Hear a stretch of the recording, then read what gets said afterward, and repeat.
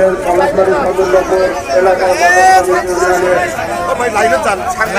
সদস্য ভাইয়েরা যারা এখানে উপস্থিত আছেন সকলকে আসসালামু আলাইকুম ওয়া রাহমাতুল্লাহ। অন্যান্য ভাইদেরকে শুভেচ্ছা জানাচ্ছি।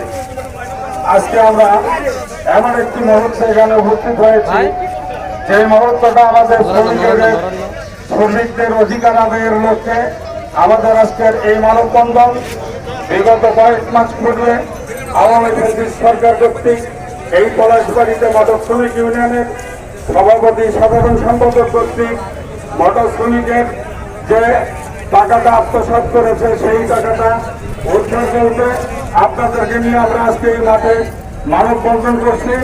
আমরা বিনীতভাবে অনুরোধ করব, যারা এই টাকাটা আত্মসাৎ করছে তাদের কাছ থেকে আমরা এই টাকা আদায়ের লক্ষ্যে যে সম্মতি আপনারা জ্ঞাপন করছেন তার সাথে অবশ্যই আপনারা করবেন এই আশাবাদ ব্যক্ত রাখছি। আর এই সংগঠনকে নিয়ে যে ধর্মদল তৈরি হয়েছে, আপনারা নিশ্চিত জানেন এই সংগঠনের কিছু আমাদের নিয়ম কানুন আছে, এই সংগঠনের পরিপত্র আছে, এই সংগঠনের গঠনতন্ত্র আছে। সেই গঠনতন্ত্রকে উপেক্ষা করে তারা আজকে বিভিন্ন পায়তারা করতেছে।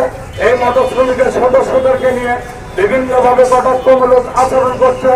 যারাই করুক না কেন আপনারা সচেতন থাকুন, আপনারা একত্রিত হন। আপনাদের সচেতনতাই আজকে শ্রমিকদের ভাগ্য নির্ধারণ করবে।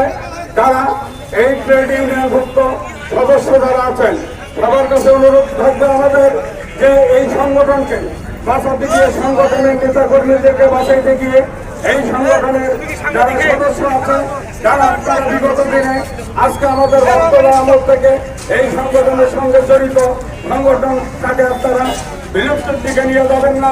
যত ষড়যন্ত্রই আসুক তা আমরা সুস্থ মস্তিষ্কে ধৈর্যশীলতার পরিচয় দিয়ে আমরা মোকাবেলা করবো।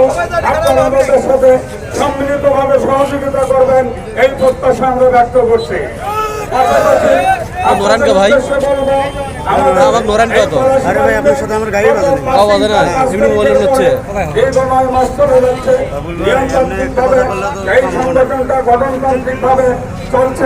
সেখানে বিভিন্ন মহল, বিভিন্ন উস্কানিমূলক মহল আমাদেরকে বিরোধিতা করতেছে। তাদের কাছে অনুরোধ করব, আপনারা দেখুন ট্রেড ইউনিয়নভুক্ত এই সংগঠনটি রাজশাহী, বগুড়া কিংবা পলাশবাড়িতে আমাদের লীগের কোনো কাগজ আছে কিনা। যদি আপনাদের কাছে গঠনতন্ত্র অনুযায়ী কোনো কাগজ থাকে তাহলে আপনারা আলোচনার টেবিলে বসুন, আমরা স্বেচ্ছায় পদত্যাগ করবো। আর যদি না থাকে এই নিয়ে যদি পায়তারা করতে